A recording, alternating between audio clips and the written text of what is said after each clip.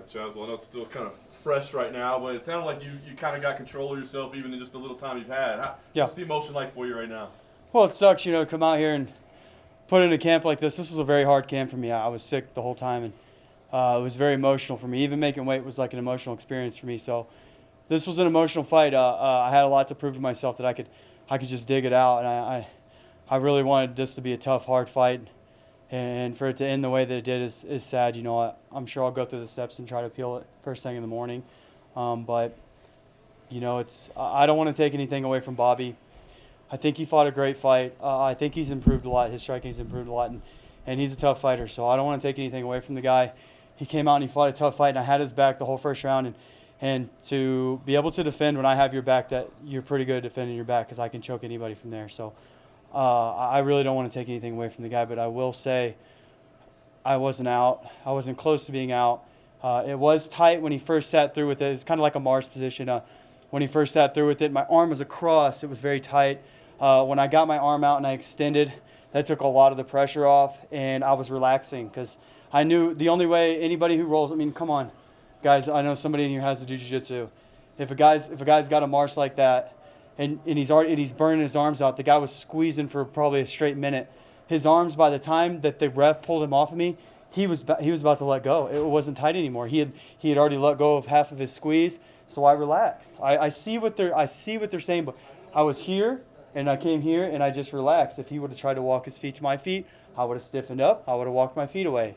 It's basic. It's basic stuff here. So. Did the ref give you an exact explanation of what he saw or why he made the determination? He said that he saw my eyes flutter, is what he said.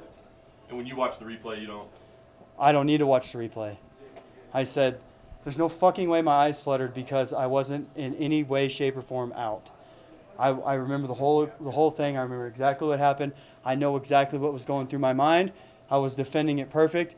And when I got here, I was going to wait for him to let go. He was going to burn his arms out. We're at elevation. He was squeezing for a straight minute. You squeeze for a minute like that, and then you let me on top of you, it's going to be a long rest of the fight, I'll tell you that. So at that moment, the exact moment, the squeeze wasn't that tight? No. And as soon as he let me go, I said, what the fuck are you doing? And the ref was like, I'm sorry, I thought you were out. And I said, yeah, you should be fucking sorry. That's half my check.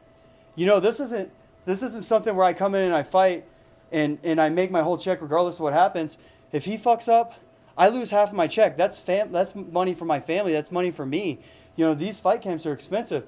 Now I got to go through a whole nother fucking fight camp, and I basically just barely paid for this one. I know you said you're going to go through the appeal process. You're pretty sure they're going to make that. Is this a fight that you want to run back? Do you feel like I'd love to run it back, but yeah. I would love to run this fight back more than anything. But he's a young guy, and he's got a young career. And if I'm in his shoes, I say, I'm moving on, bro.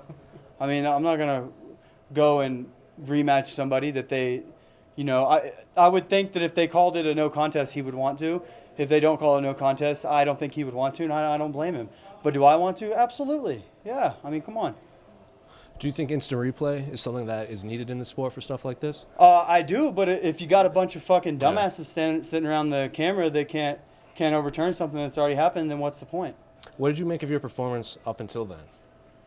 So I apologize. I'm just a little heated. Sure. I'm not calling anybody a dumbass. I don't even know who was looking at the camera.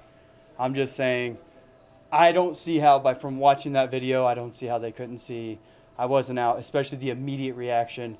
When you're choked out, you're fucking choked out. If you're unconscious, you're unconscious. You're not immediately like, what's going on? The ref's not immediately apologizing to you. So I'm sorry. What's the next question? What did you think of your performance up until that moment? I'm going to be completely honest with you.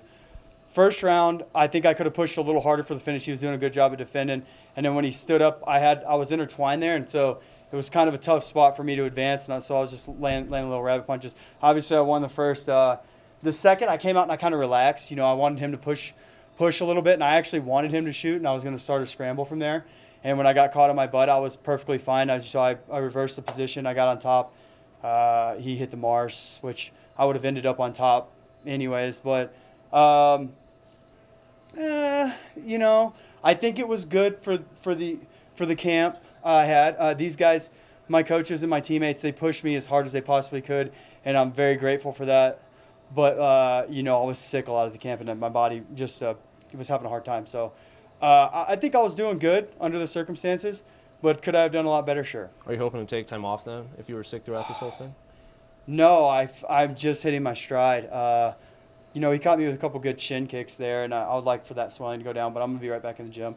I actually, like, the last 2 weeks, I actually just started hitting my stride to where I felt like I was kind of coming back into my own, because after this injury, you know, I had such a long layoff and my body just wasn't responding well, but it is now, and I can't wait to get back to the gym. And speaking, go ahead. So for the record, it was the ref said it was your eyes fluttering, not the arm. Yes. Because so on the replay, it looked like you grabbed your. It looked That's- like you tap a little bit, but it was really the ref shaking your arm. So after they came back, he said something about my arm, but when he stopped it, I said, "What the fuck?" And he's like, "I'm sorry. I thought you were out." He said, "I thought I saw your eyes flutter," and I was like, "Well, my eyes weren't fucking fluttering." That's exactly what happened at that moment. After they watched the replay, I think I remember somebody saying something like, "Oh no!" When I was talking to Felder on the side of the cage, he said, "Well, it kind of looks like your arm went limp." I said, "Well, I was fucking relaxing. You know, when you're caught in a submission, you don't want to, you know, when you're caught in a choke, you don't want to be, I'm not gonna flex and bust out of it." Exactly. You know. Look online, some criticism of people that say you were out. It was because you didn't flex your arm. Yeah, I was relaxing. I was out. I wasn't choked. I wasn't choking, and I just relaxed. I mean, I do it all the time in practice. Anybody who rolls and has been caught and choked and just waited it out has done it. That's what you do. I was going to say, being that so much high-level jiu-jitsu kind of is about staying calm in those Yeah. situations, going back as far as officials go, do you think there's a better way to go about that? I mean, we've had that system of I shoot the think arm. that what he could have done is checked me. I think that I could have talked to him at that point. If he had said, I mean, there's sometimes that you can't, but if he had said anything to me, he didn't say anything to me. If he had said anything to me, I would have said, "I'm okay." I told him in the locker room before. He told me this in the locker room before. He said, "If you're caught in something, if I hear you yelling anything, I'm going to figure it's a verbal submission." I said, "I have a tendency to say, I'm okay. And he said, "Well, if I hear you yelling or scream or anything, I'm going to assume that it's a verbal submission." So you don't want me to talk? You do want me to talk? Well, you want me to relax? You want me to flex and bust out it? What do you want me to do? What happened to your elbow? I heard it was Tommy John. You don't really hear that much in Yeah, MMA. Tom. Well, when I was fighting Jason Knight in the first minute and a half of the fight, I went to do a standing pass. I took him down. I went to stand up, and he just threw he went to throw a triangle up, and I stood up out of it, and I left my arm dangle, and he just grabbed it, and popped his hips in, just like a weird freak thing, and it just pop. It broke in the joint, and it tore the major ligaments or tendons or something running my elbow. So I had like a baseball pitcher surgery. Right. Yeah. Thanks, Chaz. We appreciate Sorry guys, if I just get a little emotional. It's half my fucking paycheck. So.